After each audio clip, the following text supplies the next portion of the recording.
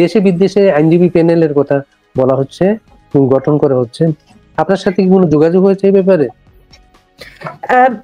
First of all, যদি হয়ে থাকে ক্লায়েন্ট লয়ার রিলেশনশিপ যদি হয়ে থাকে, আদৌ যদি হয়ে থাকে, সেটা তো আমি আপনাকে বলতে পারি না, আর প্রশ্নই আসে না এরকম একটা আপনার মাধ্যমে পুরো দুনিয়াবাসীকে জানাবার।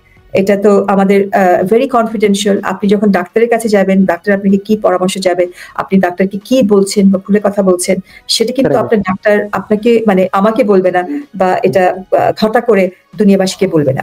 সো দ্যাট ইজ সামথিং আমি উইথ ডিউ রেসপেক্ট আপনাকে যথেষ্ট শ্রদ্ধা করে আমি বলছি, এটা আমাদের জেনারেল প্রিন্সিপাল। সো আমি একজন আইনজীবী হিসাবে I can't go outside that.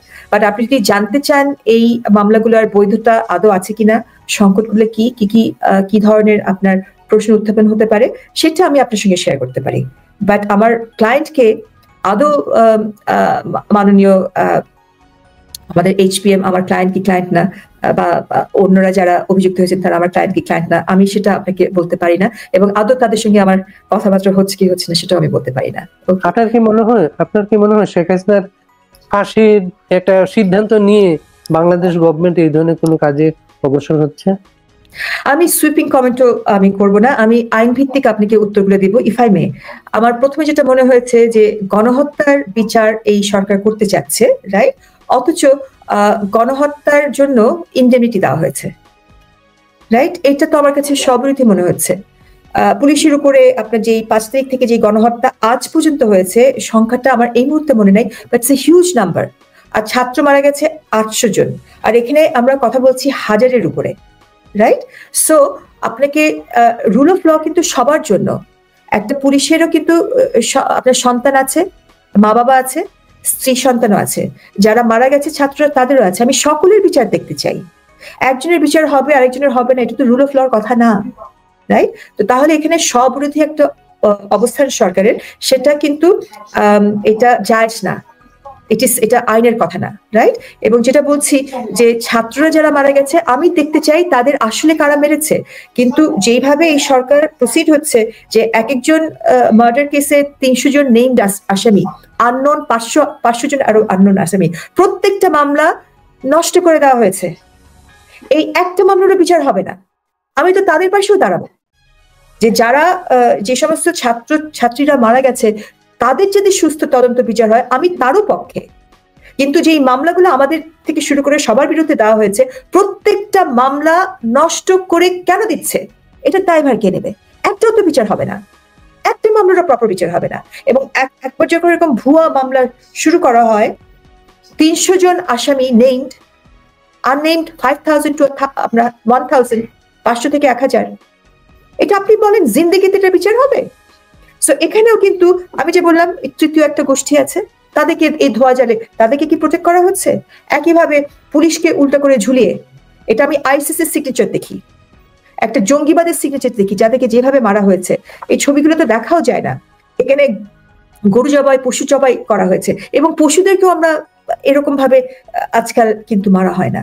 এখানে পশুদের ক্ষেত্রে কিন্তু এখানে আমরা একটা মানবতার একটা হিউম্যানিটেরিয়ান বিষয় থাকে, হ্যাঁ, এইভাবে কিন্তু করা হয় না।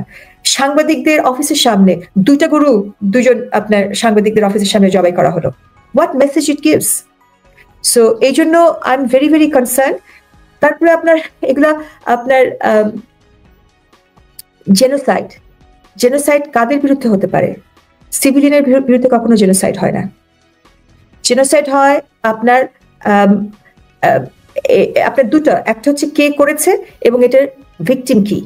ভিকটিম হতে পারে জেনোসাইড মানে জিনস, আমাদের যে জিন পুল আছে এটাকে আপনার ধ্বংস করে দেওয়া, একটা আপনার বিশেষ গোষ্ঠী, আপনার এথনিক গ্রুপ বা রিলিজিয়াস গ্রুপ, সেটা ধরতে গেলে তো এখন আমি বলবো যে হিন্দুদের উপরে বা আমাদের আপনার সুফিদের উপরে যে নির্যাতন হয়েছে, that is more close to genocide, জেনোসাইডের সংজ্ঞার ভিতরে যদি পড়তে হয়। হ্যাঁ, সো এখানে একটা বিশেষ গ্রুপ বা গোষ্ঠী কোথায়, ওটা তো অ্যাবসেন্ট, তাহলে জেনোসাইড কিভাবে হলো? অর্থাৎ ভিকটিম হতে হবে, অর্থাৎ আপনার খুন ছাড়াও কিন্তু জেনোসাইড হয়। অর্থাৎ এমন যদি কোনো টিকা দেওয়া হয় যার ফলে কোনো একটা বিশেষ গোষ্ঠী আপনার ভ্রূণ বা আপনার প্রেগনেন্টই হতে পারবে না, ওই জেনেটিক লাইনটাকে মুছে দেওয়া, সেটা হবে জেনোসাইড, রাইট?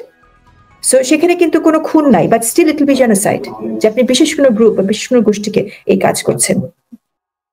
তো এখানে এই ক্যাটাগরির ভিতরে তো একটাও জেনোসাইডের ক্যাটাগরিতে পড়ছে না, সো আদৌ এটা জেনোসাইড হয় কিনা। দ্বিতীয়ত, আপনার যাকে আসামি করবেন সিভিলিয়ানের এটা পক্ষে আদৌ হয় কিনা, সিভিলিয়ান এটা করতে পারে কিনা। এটা সাধারণত একটা কনফ্লিক্টের অবস্থায় হয়।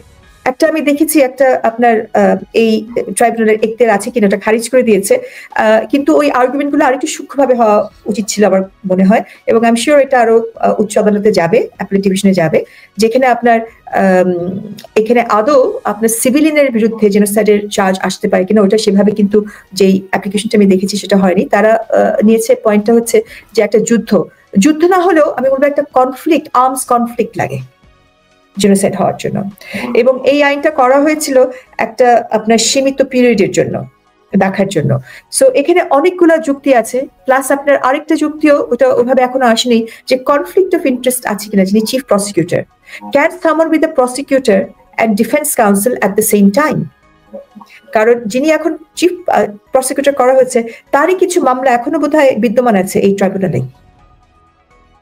ওকে, সো এখানে অনেকগুলা আপনার মজার এবং খুব আপনার প্রোগ্রামের মাধ্যমে আমি হয়তো প্রথম বলছি, এরকম অনেকগুলো পয়েন্ট আছে যেখানে এই ট্রাইব্যুনালের এখতিয়ার এবং চিফ প্রসিকিউটরের কনফ্লিক্ট অফ ইন্টারেস্ট আছে কি নাই এটা নিয়ে অনেকগুলো প্রশ্ন আছে।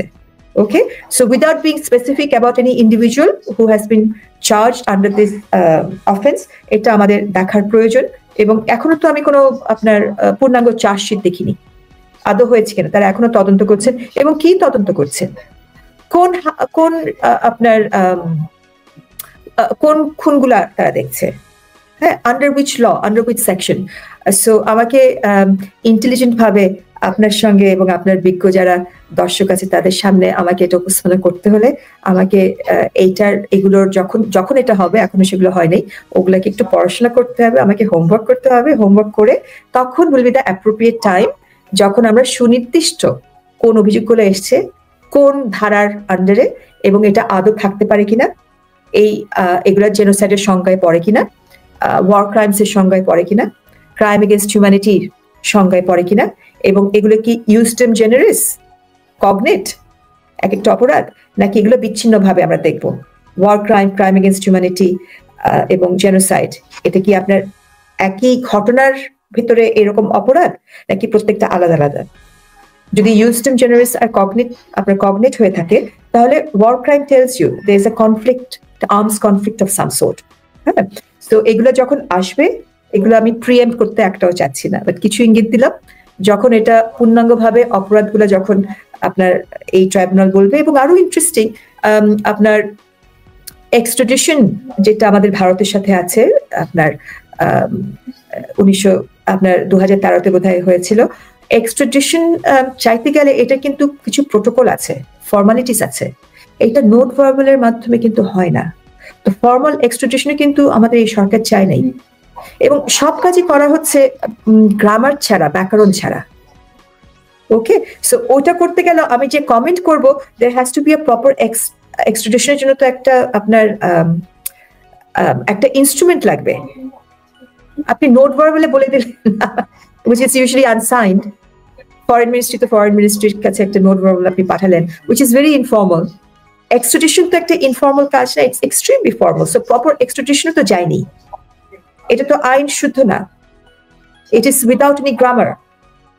সো আমরা রেড অ্যালার্টের কথা শুনলাম ইন্টারপোলের কাছে, এগেন এগুলো তো আপনার আদৌ প্রপারলি হয়েছে কিনা, আমি কাউকে মিথ্যুক বলতে চাই না, বাট আপনারাই চেক করেন, ইন্টারপোলের ওয়েবসাইটে যান, এরকম কোনো নাম আছে কিনা বাংলাদেশের পক্ষ থেকে, এবং যারা পলিটিক্যালি যাদের ভিতর এগেনস্টে মুভ করা হচ্ছে এরকম ইন্টারপোল সেগুলা গ্রহণ করে কি করেন না। কারণ এগুলো হচ্ছে আন্তর্জাতিক লেভেলে যারা হচ্ছে জঙ্গি, যারা হচ্ছে আপনার সিরিয়াস টেররিস্ট কাজ করছে, হ্যাঁ, বিভিন্ন আপনার ইন্টারপোলের তো খেয়ে দিয়ে কাজ আছে, তারা তাদের স্বার্থটা কি, তারা আপনার ইন্টারন্যাশনাল টেররিস্ট অর্গানাইজেশন যাতে বংশবৃদ্ধি করতে না পারে, আপনার সিরিয়াস আপনার ক্রাইম হয়েছে, ফাইন্যান্সিয়াল ক্রাইম, নট যে সিভিল অফেন্স, ফাইন্যান্সিয়াল ক্রাইম হয়েছে, সেগুলোকে তারা দেখবে। এবং এখানে আপনার যথেষ্ট পয়সা খরচ হয়, কাঠখড় পোড়াতে হয়।